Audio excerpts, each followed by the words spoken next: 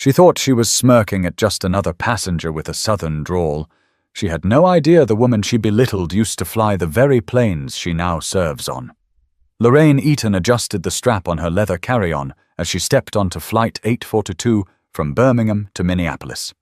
She didn't look like much to most, just another middle-aged black woman traveling solo in wide leg pants, a crisp navy blouse, and low heels. No designer logos, no dramatic flair. But her movements were deliberate, practiced, like someone who knew her way around planes. She found her seat, 3C, aisle, near the front of the cabin, tucked her bag under the seat, and sat with a long exhale. Her mind wasn't on peanuts or seat belts. She had a meeting tomorrow morning with a partner from Germany who flew in just for one thing, to renegotiate a contract worth $1.2 billion. Lorraine needed sleep, not small talk. As passengers settled in, a blonde flight attendant moved down the aisle, checking bags and giving overly cheerful greetings. Her name tag read, Chelsea Reed. She paused when she reached Lorraine's row. "Hello there," Chelsea said, then hesitated. "Oh, you're in the right seat? Good." Lorraine raised an eyebrow at the odd comment, but said nothing. She'd seen this before, people assuming she couldn't possibly belong in business class. She let it go. At her age, you pick your battles. 10 minutes later, as the plane leveled off and the drink service began, Lorraine leaned forward when Chelsea approached. "Could I get some sparkling water, please?" Lorraine asked, her voice smooth with a soft southern lilt. She didn't drag her words, didn't raise her tone, just spoke how she always did. Chelsea blinked. "Sparkling water?"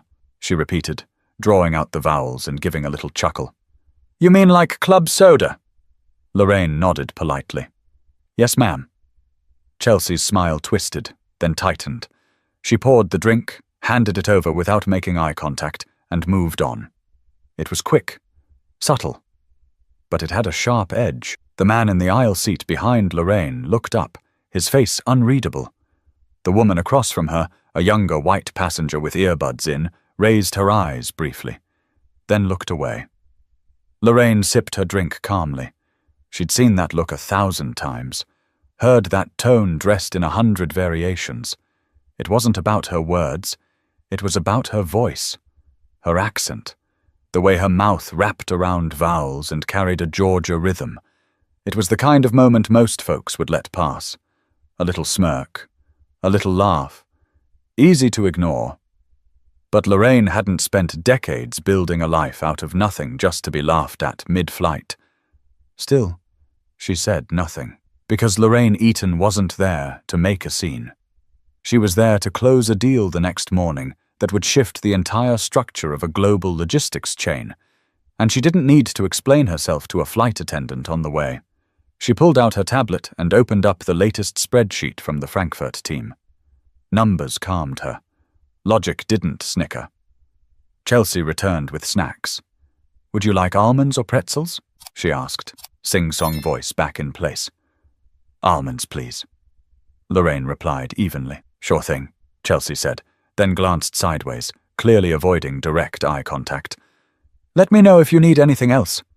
Lorraine took the almonds, gave a polite smile, and watched her walk away. 2 rows behind, a little boy asked his mom loudly, "Why was that lady laughing at the woman with the short hair?" The mother hushed him. "She wasn't laughing at her, honey. People just talk different sometimes." The boy wasn't convinced. "She was mean." Lorraine heard every word. She didn't turn. She just tucked the almonds into her bag and returned to her work. Her hands were steady, because Lorraine had long learned that some lessons don't need to be taught immediately. Some are better served cold, in silence, with patience. But the sky has a way of revealing more than just clouds. The flight moved on like any other. The hum of the engines steadied, passengers settled into their screens or snacks, and the crew kept moving through the narrow aisle like clockwork. Lorraine didn't look up from her tablet much, except when a crying baby a few rows back tugged at her focus. Chelsea came around again mid-flight to collect trash. This time, her demeanor had shifted. More clipped, less chirpy. "Trash?" she asked, holding out the bag toward Lorraine. Lorraine held out her empty cup and napkin without a word.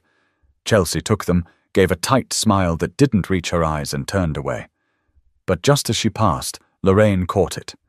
A whisper under Chelsea's breath.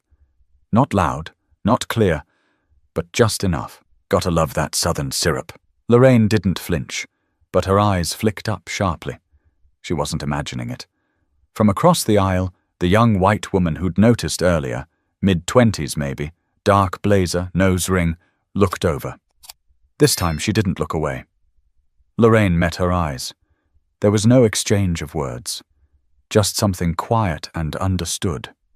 A brief acknowledgement between two strangers who both saw the same thing. Chelsea returned again 20 minutes later, this time passing out immigration forms for those with connecting international flights. She barely glanced at Lorraine. "Don't think you'll be needing this," she said, pulling the stack away before Lorraine could even respond. That was enough. Lorraine closed her tablet. She glanced around. Most passengers were too buried in movies or headphones to notice the subtle digs. That's the thing about quiet cruelty. It hides in the spaces between words. But a few did notice. A man across the aisle in a burgundy golf shirt leaned slightly forward. "Excuse me," he said to Lorraine, voice low. Did she just say something rude?" Lorraine offered a half smile. "Let's just say she's making assumptions." He nodded once. "Well, that's not right." Lorraine didn't respond. She didn't need backup. But she wasn't alone in the noticing anymore. And that mattered. The air grew thicker as the flight continued. Chelsea had shifted from cold to avoiding entirely. No more glances, no more casual checks. She didn't even pause near Lorraine's row again. Instead, a younger attendant, a brunette with a soft voice and the name tag Becca, stopped by after a while. "Hi there," Becca said with a kind expression. "Just checking in. Can I bring you anything else? We've got ginger ale, sparkling cider, even coffee if you'd like." Lorraine considered her for a second. "Sparkling cider would be lovely. Thank you." Becca smiled warmly. "You got it." She returned with the drink in under a minute. No hesitation, no comments, just respect. Across the aisle, the young woman leaned in a little. "I just wanted to say, I heard her too," she said. "You handled it better than most would have."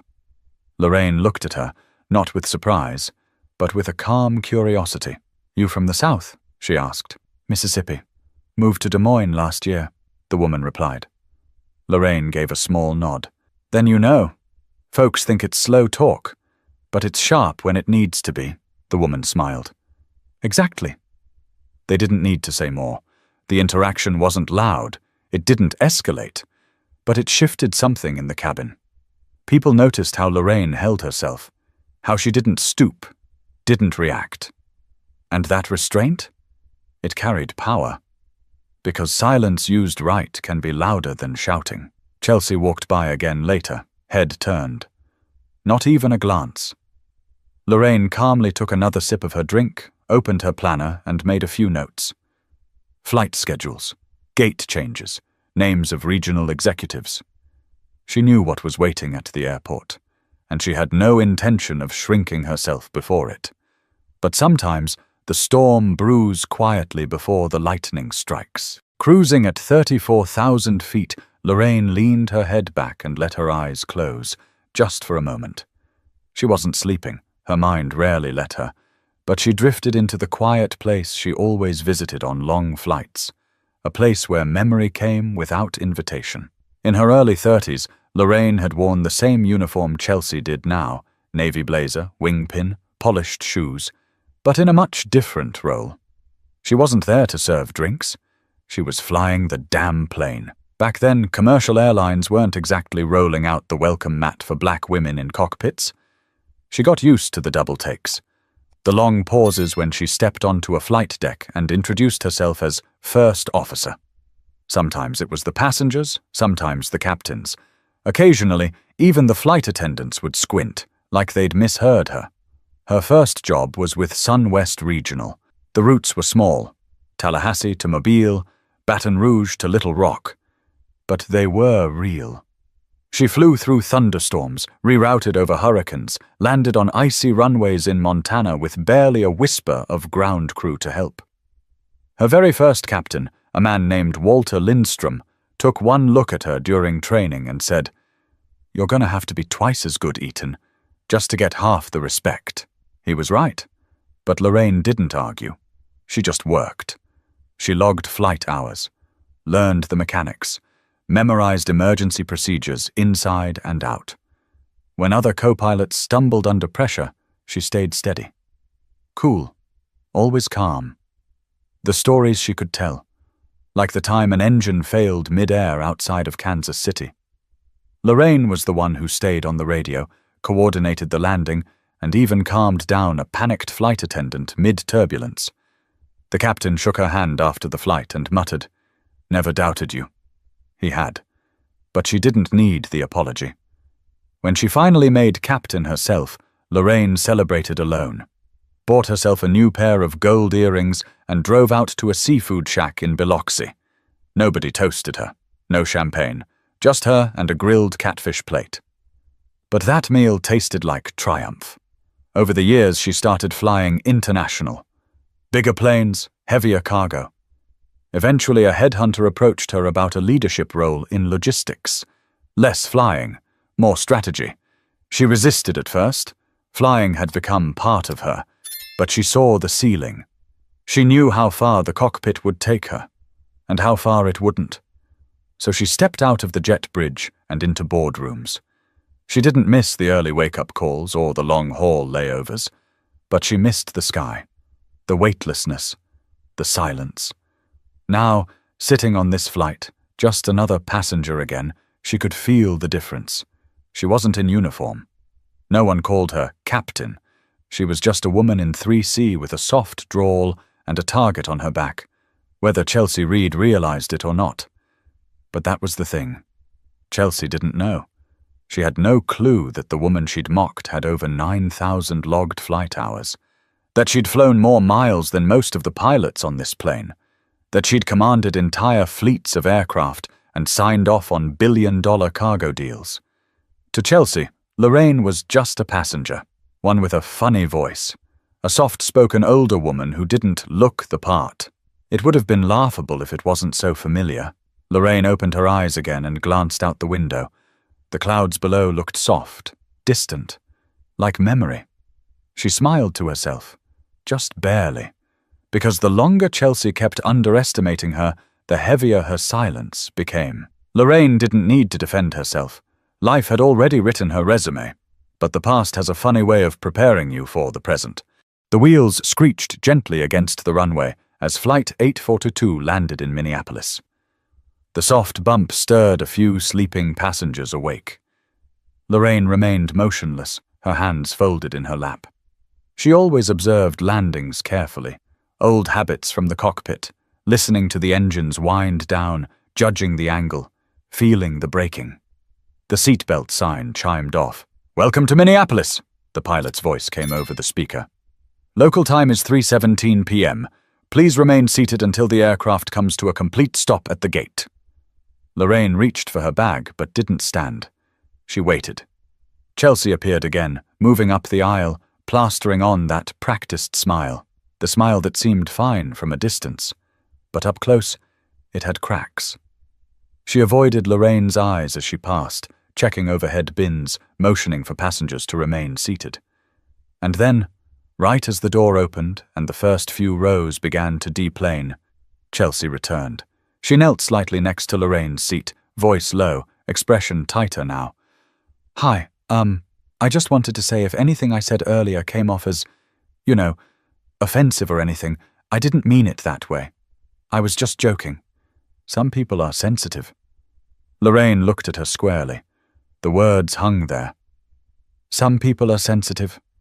Chelsea fidgeted, clearly expecting some form of reassurance. Lorraine didn't blink. "I don't recall laughing with you." Chelsea's face froze. She opened her mouth slightly as if to respond, then thought better of it. Well, anyway, have a good rest of your day," she said quickly, backing up. Lorraine stood slowly. "You too." A few nearby passengers heard it.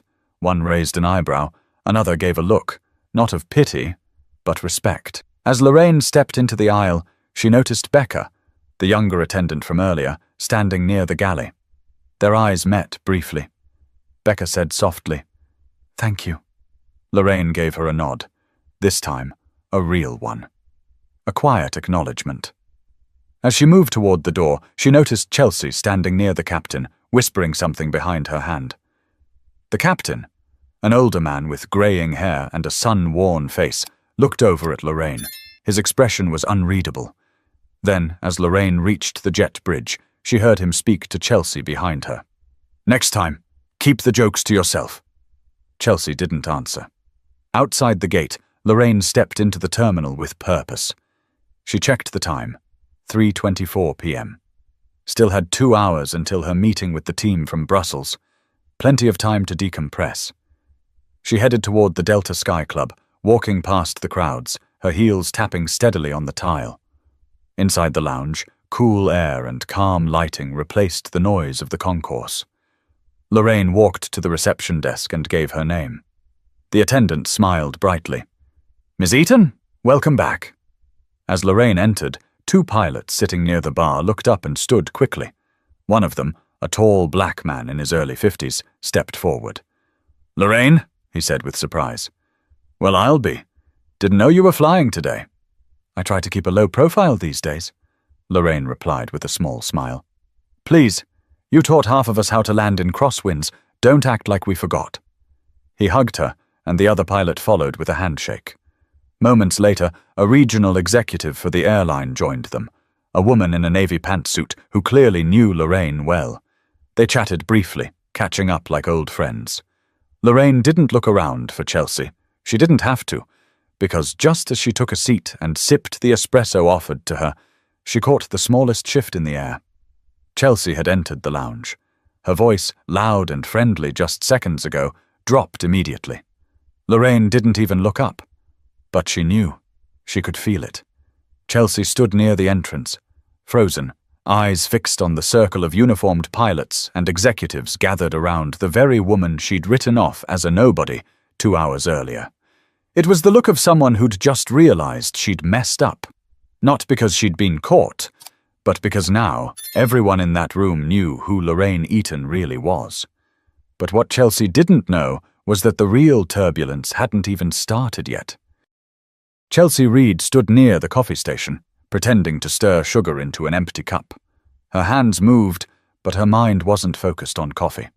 She kept glancing toward the far side of the lounge where Lorraine sat, surrounded by people in navy and charcoal suits, laughing in low tones, trading updates, handshakes, and inside jokes. Chelsea didn't recognize most of them, but that didn't matter.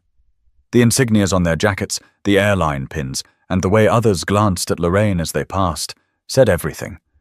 These weren't just casual travelers, these were insiders, pilots, executives, people who made decisions and signed checks.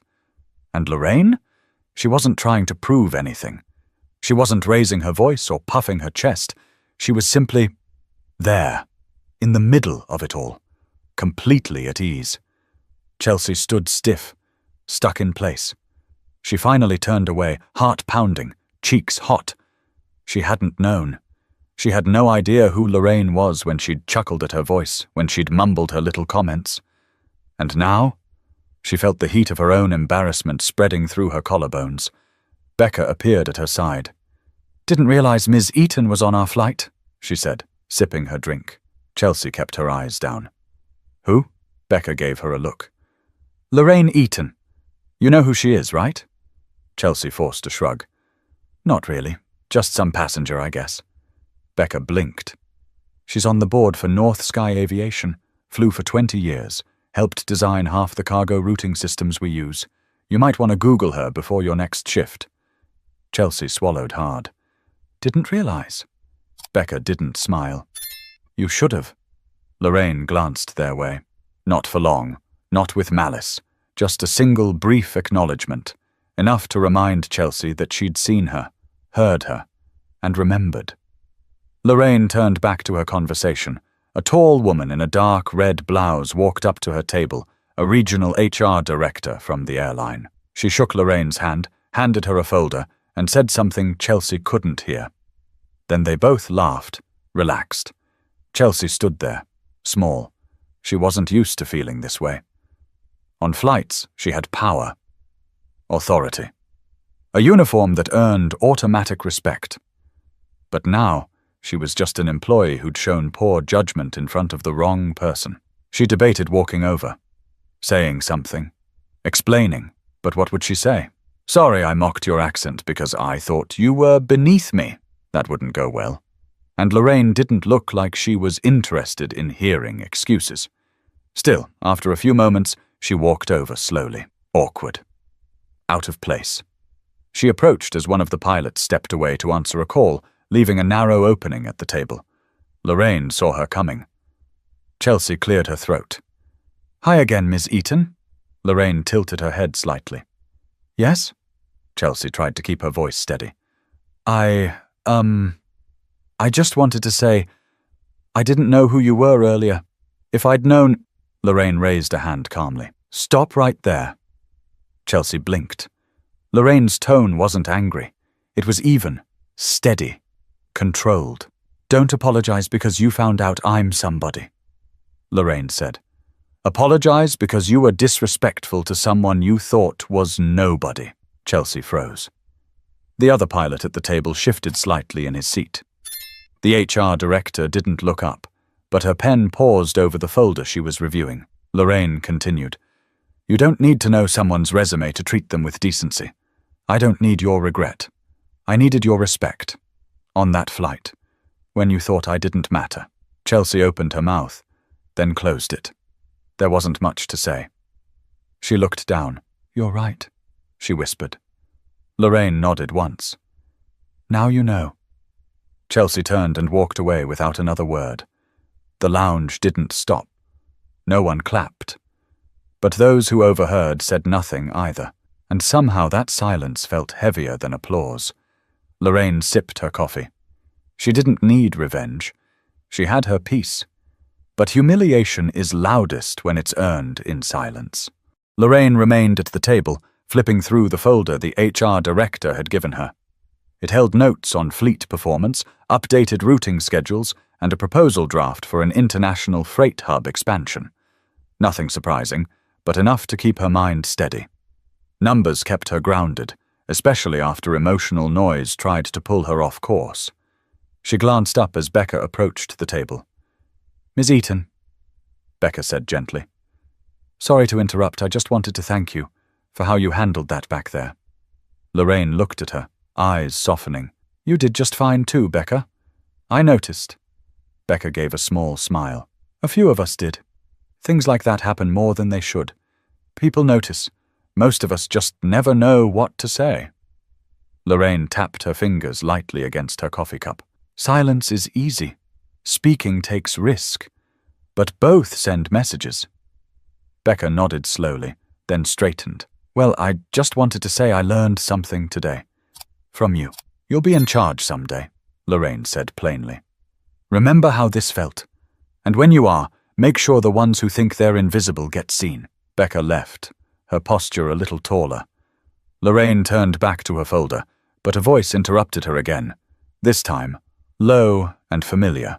You always did know how to level a room with a sentence. Lorraine looked up and grinned. Morgan. The former chief operations officer of North Sky leaned against the table, holding a ginger ale, his airline badge still clipped to his belt. Word travels fast, he said, lowering himself into the empty seat beside her. Half the crew in here already knows what happened on that flight. Lorraine sighed. Wasn't trying to make a spectacle. You didn't. You handled it the way you always have, with control. Seth tilted his head slightly. But I got to ask, how do you keep your cool with people like that? Lorraine thought for a moment. You ever hear someone say, don't wrestle with pigs because you'll get dirty and they'll like it? Seth laughed. Sure have. That's how I see it, she said. I'm not going to drag myself through the mud just to prove something to someone who never thought I belonged in the first place. Seth looked at her like he always did, with admiration. You ever think about coming back to the flight side? There's a few captains who'd love to have you in a simulator again. Lorraine chuckled. I've traded jump seats for boardrooms, but I keep the license current, just in case. Their conversation faded into quieter talk about mutual colleagues, upcoming contracts, shifts in fuel strategy. But across the lounge, Chelsea sat alone in a corner, her shoulders tight, her phone untouched. She wasn't scrolling. She wasn't texting. She was just sitting, still, probably wondering how much of the story would follow her, whether this would make its way back to her supervisor, whether she'd be spoken to, written up, or just remembered in silence. Sometimes consequences don't arrive with announcements. They slip in quietly and stay longer than shame. Becca passed her once on the way to the kitchen. No glance, no smile, nothing. That was worse than a confrontation. That was ice. Lorraine, meanwhile, stood and gathered her folder. She made her way to the exit, not with haste, not with arrogance, just steady steps. Several people nodded as she passed. A pilot opened the door for her. An older woman in a maintenance uniform whispered, I saw you. Thank you. Lorraine paused at the lounge door, just for a second, and looked over her shoulder. Chelsea was still in the corner, still quiet, still waiting on a world that would never quite see her the same way again. Lorraine didn't wave, didn't smile. She walked out. And that was the end of it. But real power never raises its voice. It just shows up. Lorraine's shoes clicked softly against the terminal floor as she made her way toward the private meeting room near Concourse E. Her gait was easy, shoulders relaxed, chin high, not in pride, but in clarity. She didn't need the day to go viral. She didn't need apologies wrapped in nervous smiles. What she needed, what she always aimed for, was consistency. A way of moving through the world that didn't bend for small minds. She paused at a window facing the tarmac, watching a crew unload cargo from a 737. The rhythm, the teamwork, the quiet coordination. It reminded her of early mornings and long layovers, of walking across rain-slick ramps with headsets on, sleeves rolled up. She missed it sometimes. Not the fatigue, but the focus, the clarity of a task. A woman passed by, maybe late 20s, curly brown hair, business dress a bit too big in the shoulders. She looked tired, new, like she was still figuring things out. She did a double take when she saw Lorraine, paused, then walked back. Excuse me, the woman said, nervous. Are you Lorraine Eaton?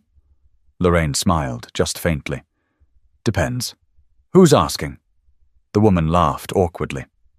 I heard what happened. My uncle works in corporate. I just started as a logistics assistant here. I'm trying to move into ops one day. Well, you've already taken your first step, Lorraine said. You spoke up. The woman blinked. Sorry? You didn't let uncertainty keep you quiet. That's the first step toward leadership. The younger woman exhaled, shoulders dropping. Thanks. People like me, we don't always see a path. You know? I do, Lorraine said. But sometimes, when there isn't a path, you build one. She gave a short nod and walked away, leaving the woman standing there, thinking harder than she had all day. By the time Lorraine reached the meeting room, 2 regional directors were already waiting. Charts were up. Coffee was poured. Everyone stood when she entered, not out of protocol, but respect. Good to see you, Ms. Eaton, one of them said. She took her seat at the head of the table. Let's get to work. Somewhere across the airport, Chelsea was back in uniform, prepping for her next turnaround flight. The silence from her supervisor hadn't lasted. A quick debrief had followed. Nothing official, but enough to make her sweat. She knew eyes would be on her now. Her attitude would be measured. Her tone would matter. Maybe she'd be more careful next time. Maybe not. But Lorraine Eaton? She wouldn't wait around to find out. People often think power is loud, that it thunders into rooms, demands attention, makes scenes. But Lorraine had learned long ago that the most dangerous kind of power doesn't announce itself. It just moves, calmly, confidently, without apology. And maybe that was the real takeaway. For the people watching on that flight, in that lounge, in that meeting room. Maybe that was the lesson. don't underestimate the quiet ones. Don't assume someone's worth based on how they speak, or dress, or where they sit. Because the woman with the soft drawl and calm eyes, she might be the one who signs your paycheck next quarter. So, the next time you feel that smirk rising, pause. Ask yourself, is the joke worth the regret? Because some lessons don't arrive as lectures. They arrive as people. People who don't need to prove anything, because their entire life already has. If this story moved you, share it. And remember, true strength never looks down on others. It just keeps rising. Subscribe for more real human stories that remind us who we are and who we can be.